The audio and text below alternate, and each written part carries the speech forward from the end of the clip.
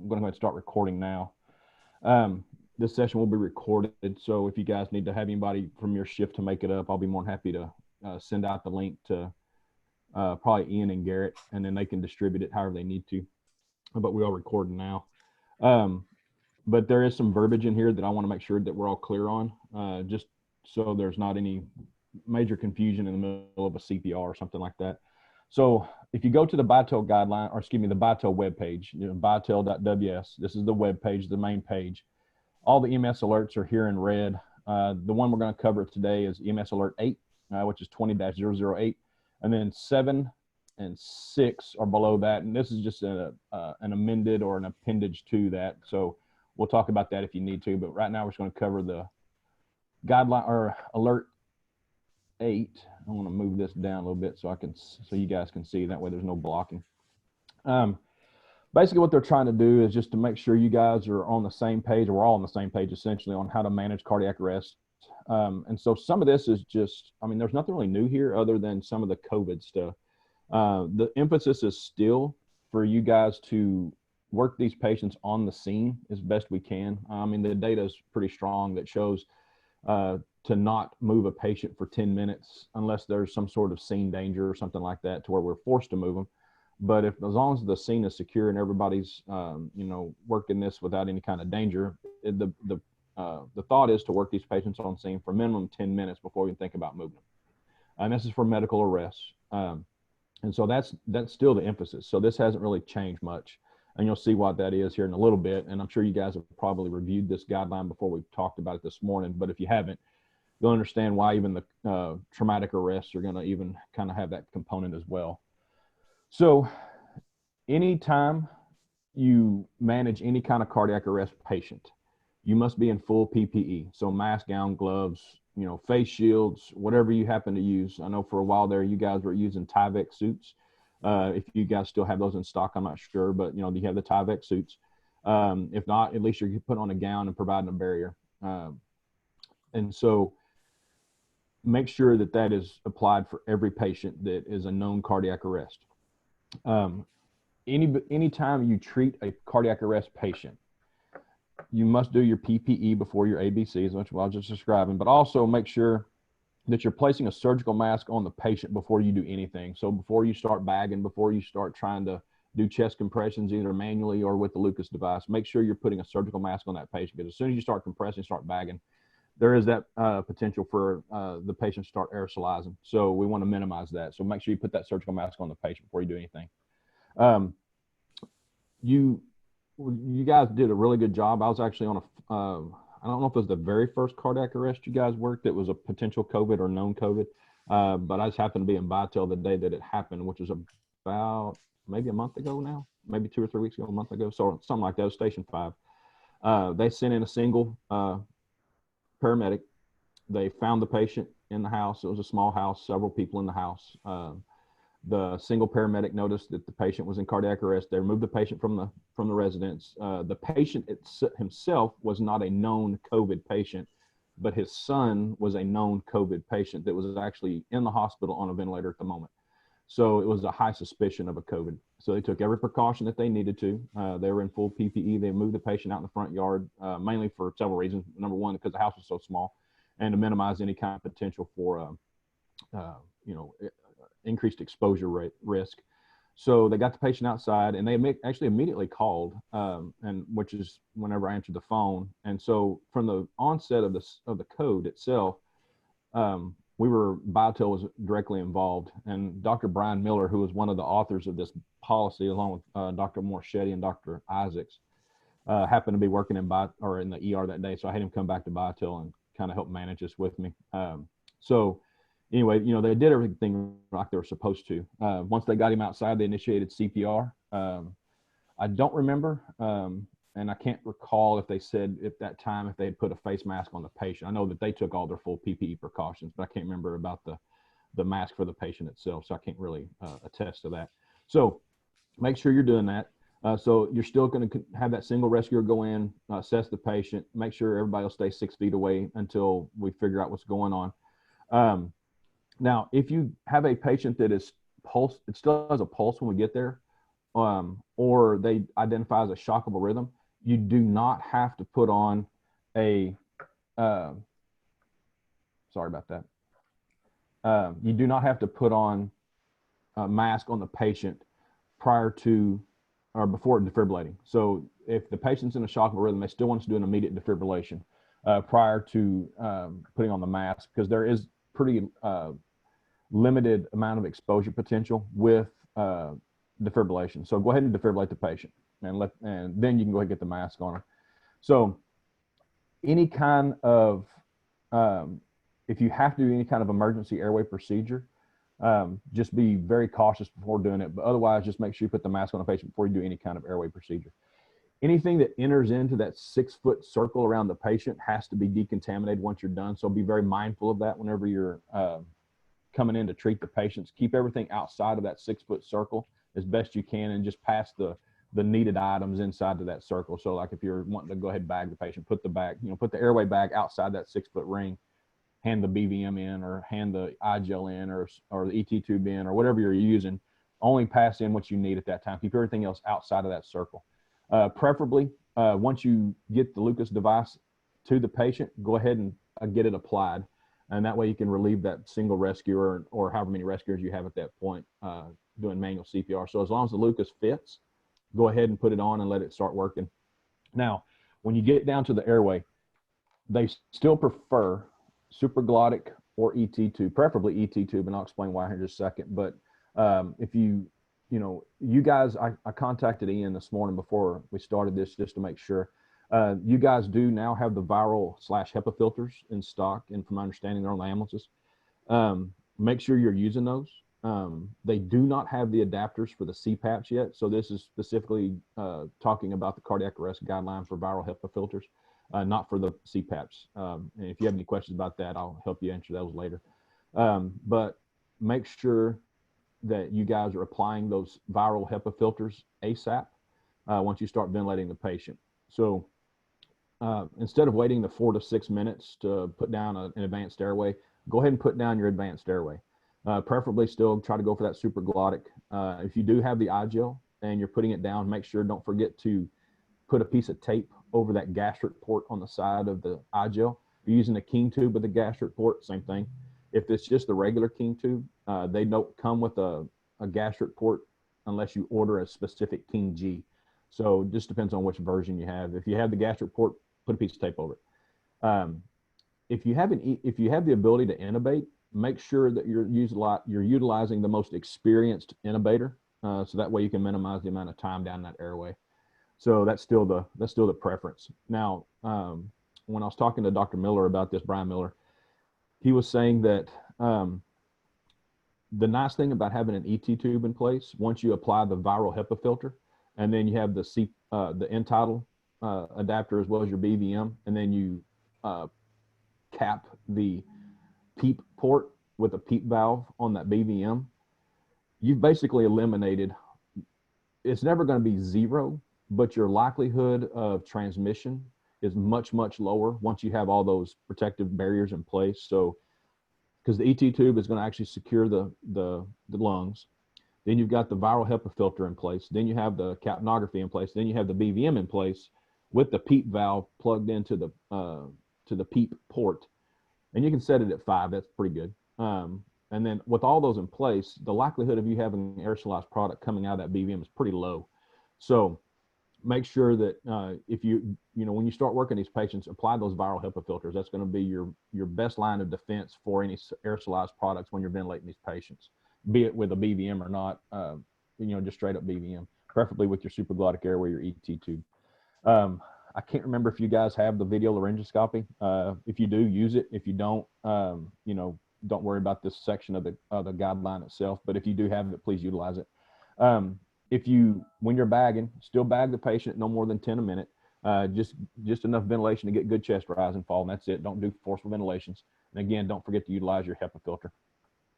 So, and if you're bagging your patient, make sure you're using a two-handed seal on the mask. So this is going to be a two-person operation. One person ventilating with minimal force, and then the second person's got a good two-handed seal on that mask. So don't forget about that part too. So now we kind of got past the initial stuff. We can kind of get into the meat and potatoes of this thing. When you're managing a cardiac arrest, so there's a lot of exclusionary criteria here. If you're going to work the patient, go ahead and work them on scene for a minimum of 10 minutes. Now, we can consider termination resuscitation if these below items here don't come into play. So let's say that, you get on scene and you're trying to figure out if you've got an issue. If there's any kind of imminent danger to you or anybody else, that's going to be a given. You get that patient in and out of there and get them off the scene, and we'll worry about some other stuff later. We'll talk about that here in a little bit. But if you have to move them, you have to transport, and we'll talk about some of the nuances of that later. Now, if they're already in the back of the ambulance, you just continue transporting. We're not going to, as much as we'd like to, we're not going to drop them off on the neighbor's lawn and say, put them out to the trash can. So we still got to transport them if you got them in the back of the ambulance. Anybody less than 18, if they either are pregnant and you can visibly see it, or they're reported to be pregnant, again, you got to transport them. Any recurrent or refractory pulseless VFib or pulseless VTAC, or any narrow complex PEA greater than 40. Any kind of neuroscience, so the patient may have some spontaneous movements, things like that, or any 2 or more episodes of ROSC, or a period of 5 or more minutes of a single ROSC, they have to be transported, or any known reversible cause like hypothermia, drug overdose, anything like that. Now, the crowded public setting, here's a piece that I wanted to make sure that I got some clarification on this morning. Anytime you're in a crowded or public setting, we can't do a field termination. So if you're in the jail or something like that, or you're at a mall, or I guess as of Monday, Hobby Lobby will be back open. Everybody's going to be rushing in to get their mask making material. So, you're not going to be able to do a field termination there, except at a nursing home or long-term care facility, as well as group homes. You can also include that into the nursing home and long-term care facility component. Because I know you guys have group homes there in Garland. I know all of my southern cities have several group homes, so I wanted to get that clarification, because by rule, those could technically be considered crowded, because depending on how many residents actually have in those group homes. So nursing homes, long-term care facilities, and group homes do not fall within that crowded setting criteria, and that came from Dr. Isaacs. So I did get that clarification there. Now, for the blunt traumatic arrest, currently in the guidelines, if you look at this component here, I'm going to flip away from our guideline for just a second that we're talking about. If you have a patient that's in blunt traumatic arrest currently, if they don't meet the criteria for transport, or for termination, on the scene, you have to transport to a trauma center. Okay. So that means if they don't have any obvious signs of, if you walk up and there's no signs of life, and or there is maybe possible signs of life, or there was agonal respirations, or they're not in asystole, you had to transport to a trauma center. Okay, so let me flip back over here.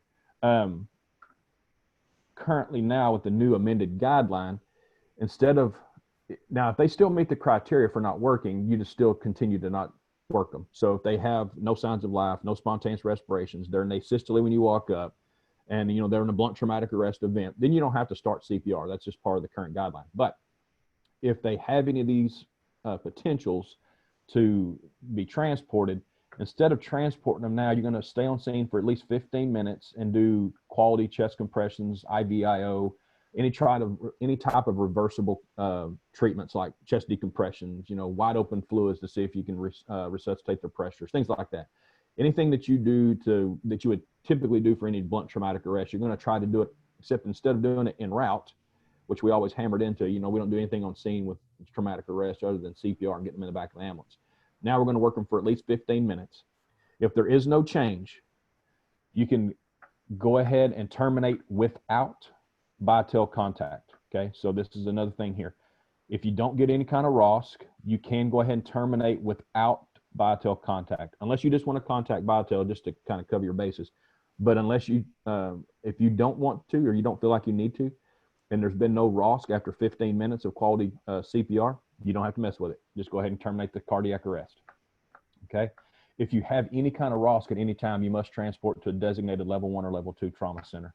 So for you guys, Presby, Medical City Plano, or Baylor Dallas, which would be your typical trauma centers for y'all. But you can't transport to a level 4 trauma center or level 3 trauma center. It's got to be level 1, level 2. Now, for the penetrating arrest, there's no change. You still transport these patients regardless, unless they have that criteria for terminating on scene. So any kind of major head or heart trauma that are obviously clear signs incompatible with life. So, brain matter exposed, got a shotgun wound to the chest where you can, see all the way back through them, and you can tell they're laying in Bermuda grass because you can see the Bermuda grass sticking up through their chest. So all of those things would be a typical termination on the scene. If they don't meet that criteria, you still must transport the penetrating traumas to the closest level 1 or level 2 trauma center. So here's the piece that's truly a little bit more unique, and it's going to be really, truly part of the amended protocol. So this is where I'm going to make sure that we're clear on verbiage. So this is so we've already discussed that we're going to, start working the patient. You can contact Viatel if you choose to. You don't have to.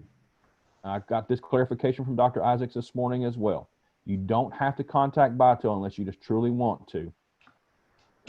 After 10 minutes of resuscitation without ROSC on a patient that's unwitnessed in asystole, that is either one of the 2 criteria, A or B here. So let's say the patient has had a confirmed COVID test within the last 2 weeks, and they're asystole, and it's unwitnessed by anybody, and you've done 10 minutes of ACLS, and there's been no ROSC, you may discontinue CPR and terminate the resuscitation without Viatel consult, or they have a known COVID positive patient in the household, like the guy I was describing earlier that in Station 5 ran, where the son was positive and we knew he was positive. And the guy had been complaining of some form of COVID criteria, shortness of breath, fever, cough, any of those things that would typically put you at suspicion for COVID. You don't have to work them for 10 minutes, and you can terminate the resuscitation. Again, you don't have to contact Viatel, but if you feel that you would be more comfortable contacting Viatel, you may, but you don't have to. Now, the question is, whose name do we put down for the field termination as far as like doctor pronouncement? Per Dr. Isaacs, what you will write is per amended protocol. You're going to terminate resuscitation per amended protocol. You don't have to put the physician's name in there because that would imply potentially that you actually spoke with Dr. Isaacs or Dr. Morchetti or Dr. Brian Miller or whoever. So in your documentation, just put on there, resuscitation continued for 10 minutes, no change, patient remained asystolic, end title was whatever. And, you just document whatever you did on the scene. And no change in patient's condition. Patient or the resuscitation was terminated after 10 minutes per amended protocol. No name has to be given. So that's a known COVID patient. So now let's move down to the patients that are not COVID patients. So, and the reason why we're doing this is because a lot of the hospitals still are not accepting cardiac arrest patients. They're stopping us on the docks, and they're telling us that they're not wanting them inside, and it's, it's too cumbersome for them, whatever their rationale is. But everybody's got their own reasoning. So before, when you guys were doing a termination resuscitation, so I'm going to scroll down here to the current termination resuscitation without Viatel consult. So this is the old or current guideline, however you want to look at it. So you can discontinue based off of this criteria in the current guidelines, which is, I'm going to stop right there. So over the age of 70, nursing home, long-term care facility, effective ventilation with a BVM, supraglottic airway, good chest rise and fall. Patient's been in asystole the entire time, no change from ACLS, minimum 20 minutes of ACLS, and then you've had the IVIO. And then these are the criteria currently, okay? This is the current criteria. Now we're going to add to that with the new EMS Alert 8. Instead of it being 70, now it's going to be 75. After 10 minutes of CPR, if they're age 75 or older, and the cardiac rhythm strip shows asystole or PEA at less than 40, and it's unwitnessed, you can work them for 10 minutes and call them. So 75 or older, asystole or PEA less than 40, and no change, and unwitnessed, you can terminate the resuscitation after 10 minutes without consulting Viatel. If the patient is asystole and no rhythm change, and the end tidal has been 20 or less, you have to work them for 20 minutes without ROSC. So this is assuming that it's something other than this, then you can work them for 20 minutes. And if their end title's been 20 or less, then they can terminate without contacting BITEL. Now, if their end title has been 20 or 30 and they've been in PEA less than 40, so this is asystole here for 20 minutes. Now, this is assuming asystole or PEA less than 40, and their end title is between 20 and 30, you got to work them for 30 minutes. Okay, so 75 or older, asystole, unwitnessed, 10 minutes. And then also to add into that, your end title should be less than 10. After 20 minutes, initial rhythms asystole, no change, end title less than 20. After 30 minutes, if they're in asystole or PA less than 40, end title between 20 and 30, you can terminate. So this, again, without BITEL consult. So again, you can do this all under the amended protocol. If they meet any of their other criteria or you're unsure, just transport. And again, like if they're already in the back of the ambulance or they're in VFib or something like that, then you would contact BITEL, okay? Or if you just feel like in your heart of hearts you should transport, then just go ahead and transport. Now, I was talking a minute ago about if you already had the patient in the back of the ambulance or you're transporting them. This actually works pretty well.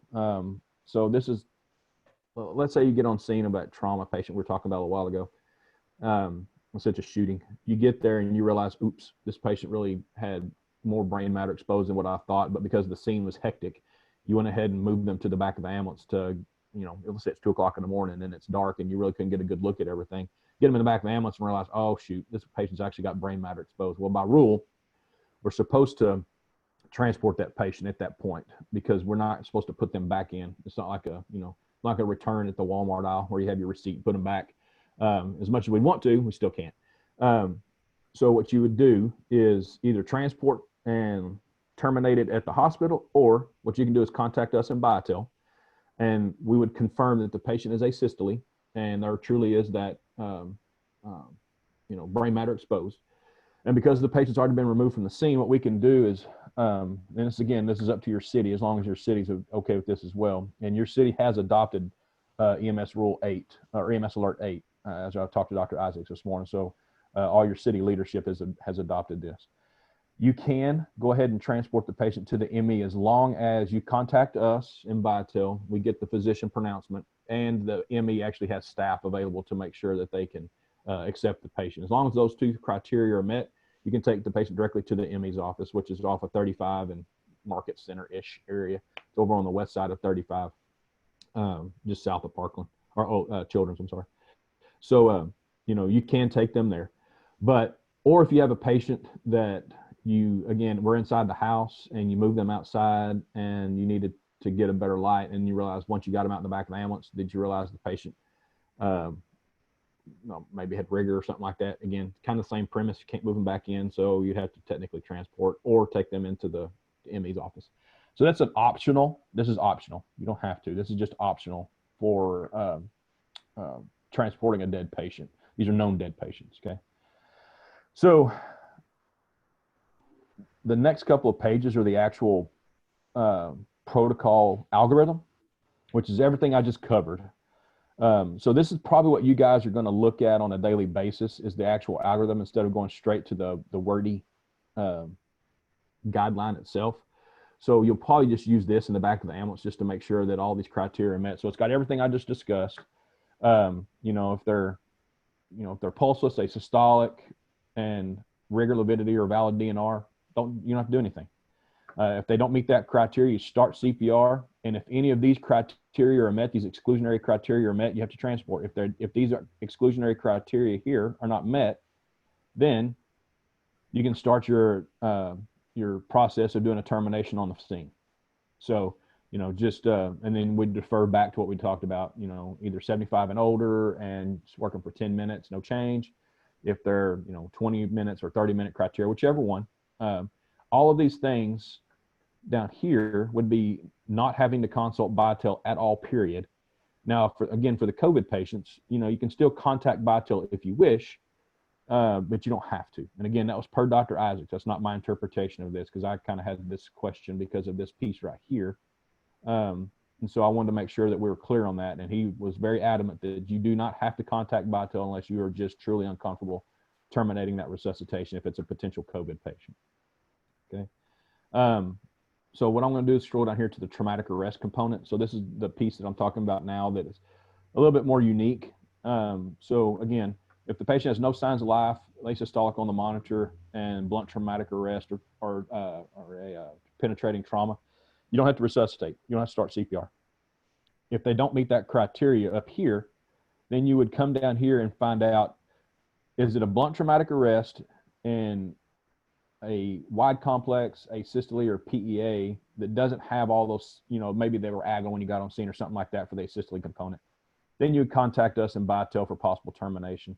If it's penetrating trauma, you're going to go to the closest trauma center, period. If it's a blunt traumatic arrest, working for 15 minutes and then give your appropriate, again, chest decompressions, fluid resuscitation, all those things, and working for 15 minutes. If there's no ROSC, terminate on the scene. If there is ROSC, transport to the closest trauma center. It's pretty straightforward there, but it's just a little bit different than the current guideline, that's the original guidelines, I guess, if you want to call it. So that is the EMS Alert 8, kind of my appended, my abbreviated version of it. So what I'll do is I'll come down here and, and I'm going to unmute everybody. And I don't see anybody in the chat room currently. So what I'm going to do is unmute you guys, and you're more than welcome to ask me any questions you guys have. You guys are all unmuted now. So if you have any specific questions that you want to ask me, please feel free to go ahead and ask me any questions you have. So what's the question? Like the previous protocols made it sound like an iGel is what they wanted all the time. This one, he kind of made it sound like ET was better. Right. Like I said, I don't know if he just misspoke.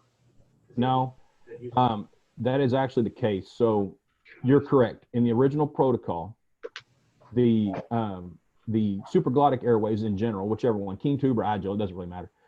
Those were the preferred, because remember, you don't have to stop CPR in order to do to do a supraglottic airway. But the medical directors are saying, because of the way the ET tubes secure the airway, as long as you have those, those pieces that I was talking about, the viral HEPA filter, and then your end-tidal CO2, plus you have your BVM attached with your PEEP valve attached to the PEEP port. All of those components actually, and again, I will never say that it's a zero liability or it's a 0% chance of being contaminated, but it reduces it down to a very minimal level by having them intubated. So technically, but in the process of intubating them, you're gonna, yes, you're correct. In the process of intubating, you are gonna put anybody at risk. It's no different than doing the iGel. You're still gonna be down in that airway somewhat. That's the reason why they want to use the most experienced intubator in order to do that, instead of having somebody fumble around down there. Now, if you look at the patient and they may be like a large patient or somebody that you can tell just has a potentially bad airway, then go straight to your supraglottic. There's no problem with that. But just, again, make sure you're using your viral or HEPA filters. Same premise. It's just, it's basically left up to you to decide if it's an easy intubation and we can truly secure that airway, go ahead and do it. But just also be very, very aware that, yes, you are going to put yourself at potential for exposure, just like you would anytime you're down in an airway if you're intubated. So, but that's a good question as far as the way the guidelines are a little bit different.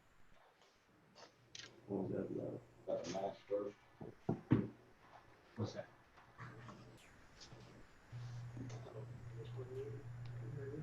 Before BVM. You said something about putting the mask on the patient first. Correct. Before you BVM or put any kind of airway in, and then you're going to take it off to put the airway in. Yeah. So let's say that you initially get up to the patient and you're starting CPR. You put the mask on them. You start your CPR until you can get all your airway equipment ready. And then once you get the airway equipment ready, say your supraglottic or whatever, then you go ahead and put the supraglottic down. But while you're doing the initial CPR, you go ahead and put the mask on them, and then do that before you. This is that initial kind of setup stage to get your cardiac arrest, going, so to speak. Gotcha.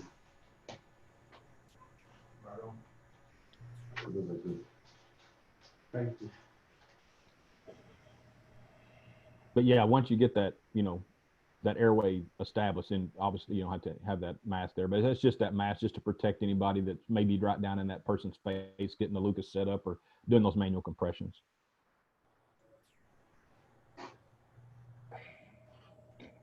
Anything else? You guys, I'll ask this question. I mean, do you guys feel this is a beneficial policy? I mean, do you think it's really going to truly help you guys the way it's written? Will do. I mean, because they're trying to do everything they can to minimize the amount of time that you're with these folks, and and then not putting them in the back of the ambulance unless you just absolutely have to. Again, it just helps to minimize everything. So, and I think there was that's something else I was going to bring up. It kind of refers back to that CPR I was talking about with fives. Like I said, I had mentioned that they'd moved them out into the yard in order to make sure that everybody was as ventilated as possible. I know you're still not going to ever make your situation zero, but they did a good job of making everything as safe as they could.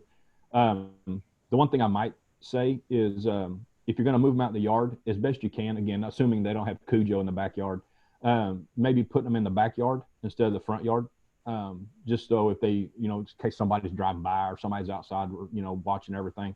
Again, just kind of thinking of patient, privacy as best we can. I know that's always, kind of secondary, but it's also it needs to be kind of in the forefront of our mind too. So if you're going to remove them from the house, because like I said, that house that they were in that day was really small and there are a lot of people in there.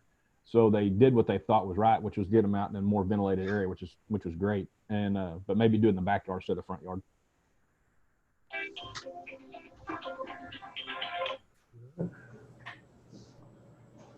But y'all have any other?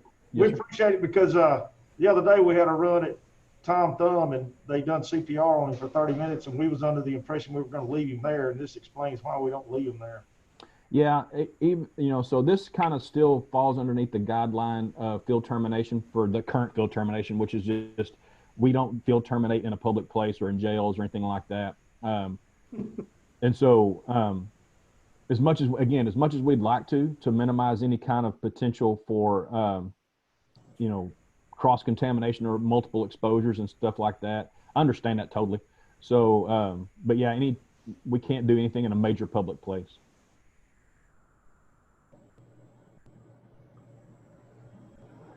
But but are you guys okay with the not contacting Vital unless you just absolutely have to component of it? I think this helps kind of take some of the onus off of on Vital itself. But at least you guys are able to do basically do this all on your own without contacting Vital and having to take that extra step. Now, what I will say is this, and I didn't really think about that until just now. If you're thinking about a COVID patient and you're considering contacting Vital just because it's a COVID CPR, don't wait till the 9th minute. Try to contact us as early as possible to get us involved as quickly as possible so we can all be on the same page at that 10-minute mark. And then we can go ahead and resuscitate it at 10 minutes, or terminate the resuscitation at 10 minutes instead of waiting 12, 13, 14 minutes if we don't have to. So I would say that if you are going to consider contacting Vital, then make sure you're doing it with as early as possible. And as far as like the PEEP valves and stuff, you can use those PEEP valves in cardiac arrest, especially on COVID patients, honestly, because those COVID patients have such a significant respiratory issue. Typically, it's like kind of that ARDS type presentation where they have those very non-compliant wet lungs. PEEP valves are actually very beneficial in them, which is one of the things that they're putting them on with the ventilators. They have extremely high PEEP value on the ventilator settings, and that's the reason why they have them prone. And you guys have probably already seen that stuff on news and social media where they have those ET tubes, like somebody, vomited coffee ground emesis up through the ET tubes. That's part of the COVID pathophysiology where they're developing that ARDS wet lung, non-compliant lung. And by adding PEEP, it adds in that additional level of ventilation support for them. So PEEP for known COVID patients is actually not a bad thing. Do you have any other questions?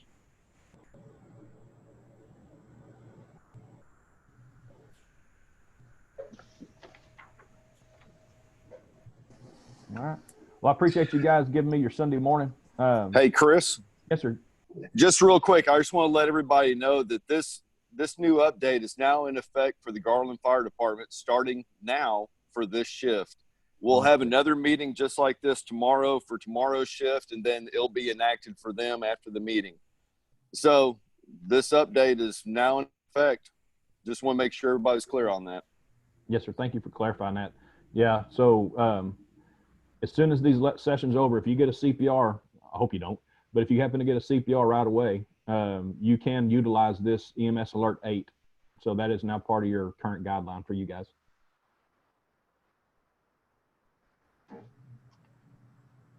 And just to make sure you guys know, we've already made plans for next month's CE, so May, just based off kind of everything that's going on. And we'll probably do another, just our typical CE will be through Career Cert like it was for this month. And then the lesson is going to be allergic reaction. So I'll have all that put together for you guys at the end of the month, at the end of this month, and it'll be available to you guys at the first part of May. So you'll have the whole month of May to do it at your leisure. So, and then hopefully starting in June, we'll be back to our typical CE sessions, because I'm tired of sitting here in my house doing CE. I'll be honest with you. I like my 15-second commute, but that's about where it stops. So, but again, I appreciate you guys joining in with me today. I know this was 100% all voluntary, so, but I greatly appreciate everything. And if you guys have any additional questions that may come up later, get with whoever. And if you guys have my phone number, you can text me, you can call me, you can email me, whatever you got to do. I'll make sure that I get your questions answered for you. Appreciate it, Chris. Thank you, guys. Thank you. Thank you.